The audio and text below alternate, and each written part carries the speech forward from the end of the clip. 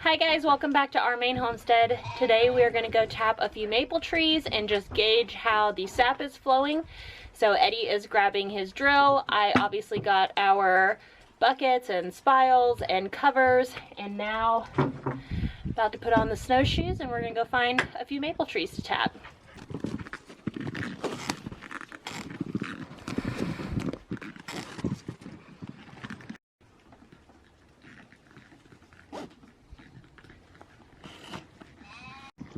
We got a few snowflakes falling. And we've got, Emery's gonna hang back in the cabin, so we've got our baby monitor so we can hear her and everything she's up to while we're gone. Let's go tap some trees.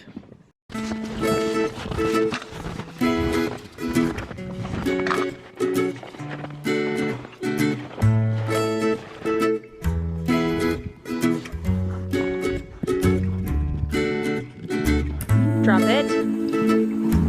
Drop it. And go.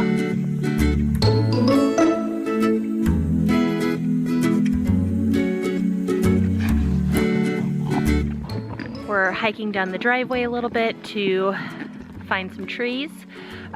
We have a lot of maple trees around here, but one big tip for all of you people who want to tap maple trees and collect your own sap and make syrup, it's best to mark the trees while they still have leaves on them. So this is not the ideal time to be trying to figure out which trees are maple trees, but we have a pretty good idea and we've tapped before, so we are using all of that past knowledge to figure out which trees we want to tap today. Eddie's actually headed back to the cabin because we forgot a hammer to hammer in the spiles after we drill the holes. So he's grabbing that, and I'm just hanging out with Olivia and playing ball.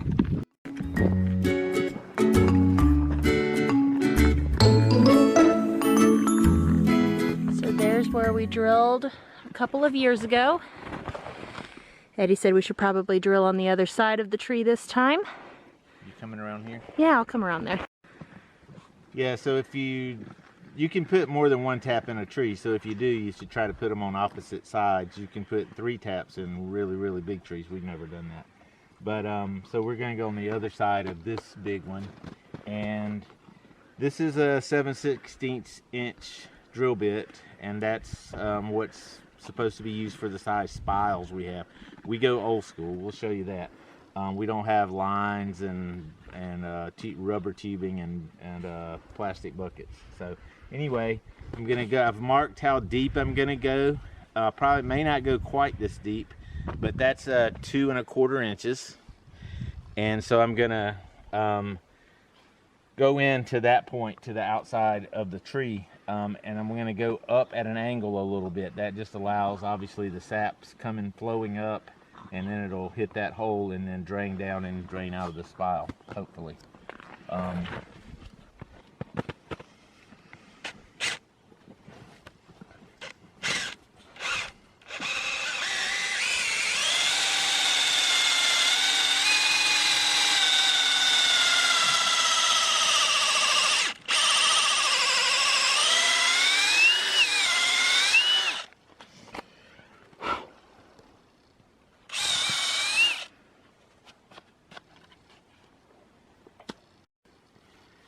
So these are our spiles. This is the end that goes into the tree, and you can see there's a hole on the bottom for the sap to flow into the pipe, and then this overhangs the bucket, and this is the hook that the bucket hangs on.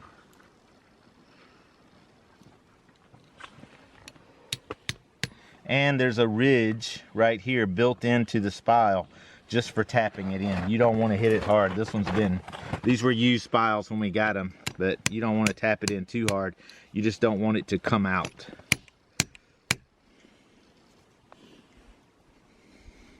So all it does is, there's a hole on the bucket. It sits on the hook there, kind of straighten it up. The wind will blow them crooked. Sometimes it'll blow them and dump the sap. It's just the way life works.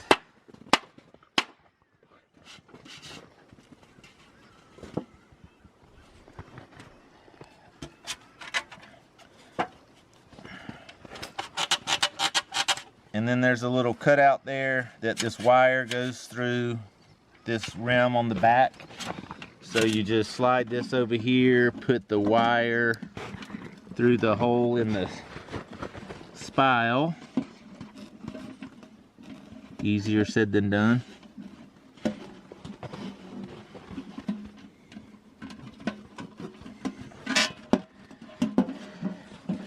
And then into the hole in the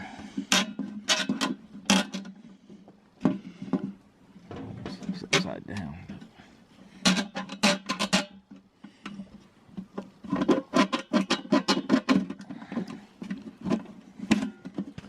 They're not all that difficult to do, but anyway, you can see the cover flips up, so you flip it up, take your bucket off, dump the sap, put your bucket back, flip the cover back down, and it's ready for the next batch.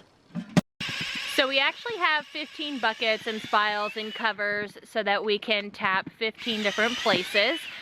Depending on how big the trees are, sometimes we'll put 2 or 3 taps into it. This is a tree that we actually tapped a couple of years ago, so we're gonna go ahead and tap it again.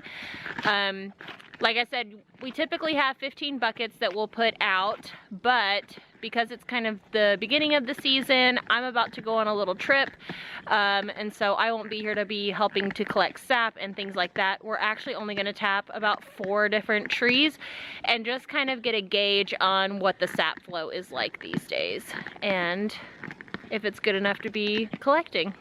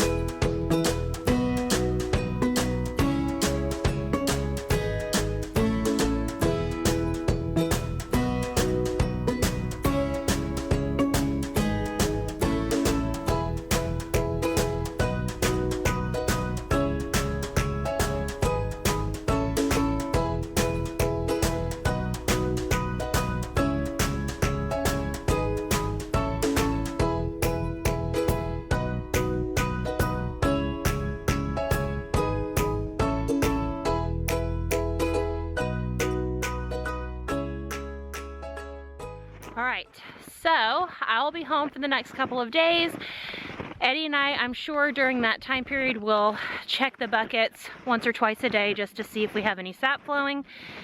Hopefully we do, and then that will help us decide when we're gonna put the rest of our buckets out and when we're gonna start collecting, boiling down, doing all the things to get some maple syrup this year. Okay, we're off to go check the sap buckets, see if we have any sap flowing yet.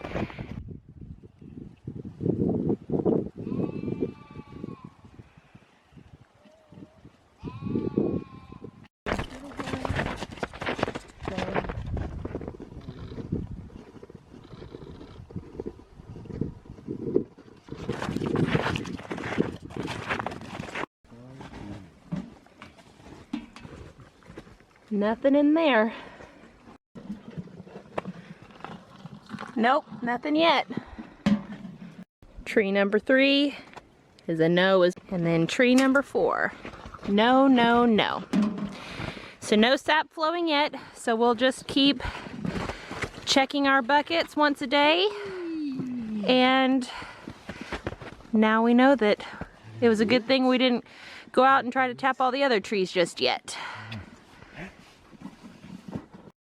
So thanks for tagging along with us. I hope you enjoyed watching how we tap maple trees, and then once the sap does start running, we will show you guys a little bit more about how we collect it, boil it down, make it into maple syrup. Thanks again for watching. Don't forget to subscribe, give us a thumbs up, leave us a comment in the comment section below, and we'll see you guys next time. Bye. Bye.